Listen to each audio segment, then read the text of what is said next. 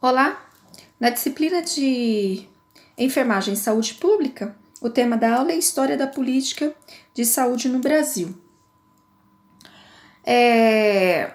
Nós temos que colocar que a história da saúde do Brasil ela foi dividida em partes. Nós temos aí desde a colonização até os dias atuais. Então, a melhora desse sistema está ligado diretamente à evolução da sociedade, embora envolvendo todos os aspectos. Nós dizemos que a evolução da sociedade devido a problemas que, desde a época da colonização, aconteceram e acontecem até hoje, que modifica os nossos pensamentos, os nossos modos de agir. Hoje, por exemplo, nós vivemos com uma pandemia. E aí? Como é que vai ser depois desse processo? Então, tudo isso faz essa diferença no sistema.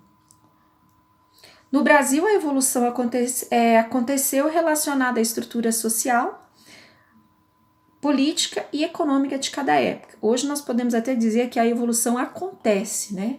Não aconteceu, ela ainda acontece, relacionadas a essas três estruturas. Nós temos aí o Brasil colonial. Antes da chegada dos navios europeus, o Brasil, o território era ocupado unicamente pelos povos indígenas, que já tinham algumas enfermidades, mas eram enfermidades da região de um país tropical. Mas com a colonização, com a chegada dos portugueses, eles vieram com doenças próprias de um país, de uma região em que climas são bem diferentes, o inverno deles é bem intenso, assim como o verão é bem intenso. E aí eles vieram com novas doenças, que causou vários problemas para a população, porque essas doenças não existiam aqui. Isso causou um grande problema à saúde da população, já que os nativos não tinham nenhuma imunidade para combater as doenças que vieram com os portugueses. Como consequência, milhares de mortes.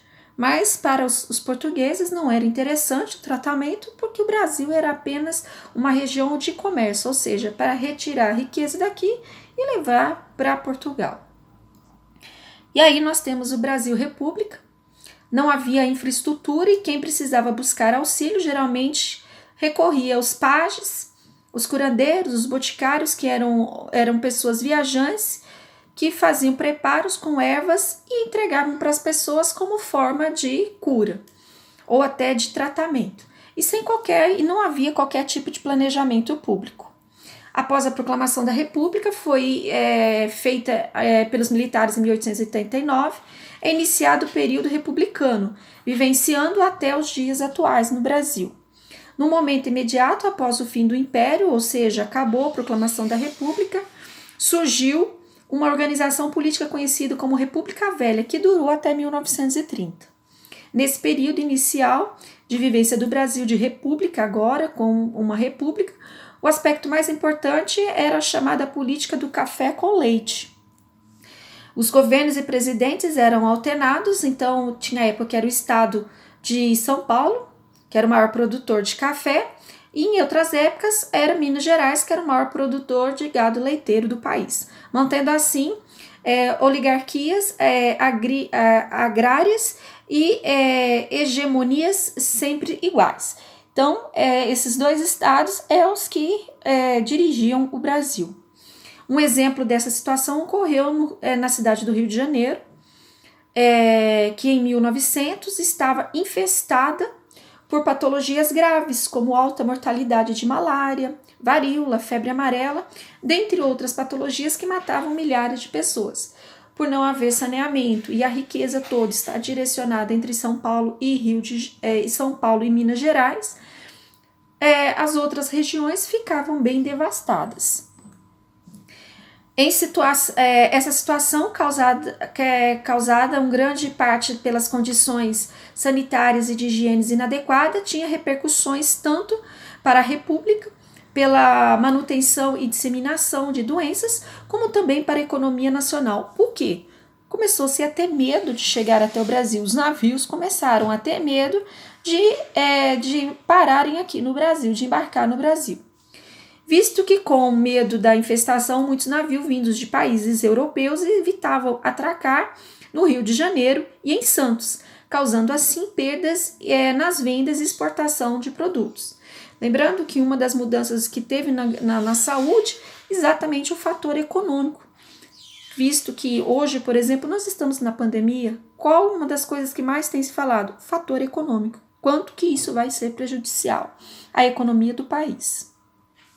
A partir dessa conjuntura, se tornava imperiosa a intervenção efetiva de melhorar-se a saúde e a situação sanitária das principais cidades brasileiras.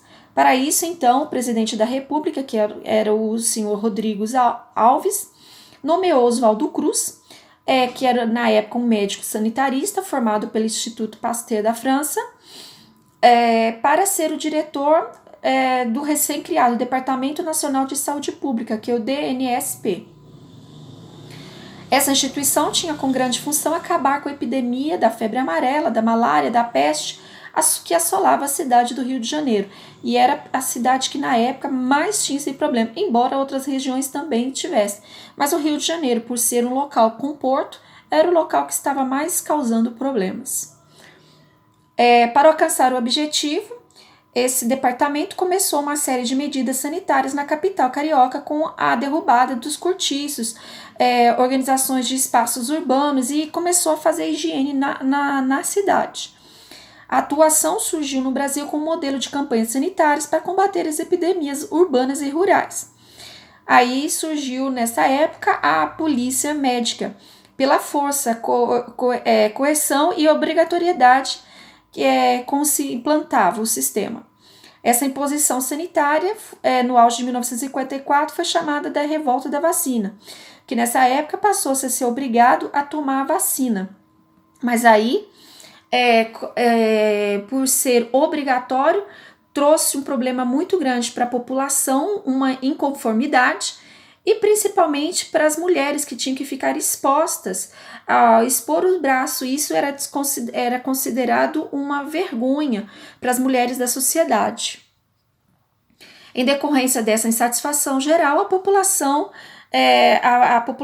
com a vacina compulsória, o governo revoga e essa obrigatoriedade tornando-se opção, ou seja, a pessoa tinha a opção ou não de vacinar. Após esse alcance da meta inicial, houve o controle realmente da pandemia e mudou o foco para as epidemias rurais, como as doenças de Chagas, esquistossomose, entre outras. E aí surgiu também a Superintendência de Campanhas, que é o SUCAM.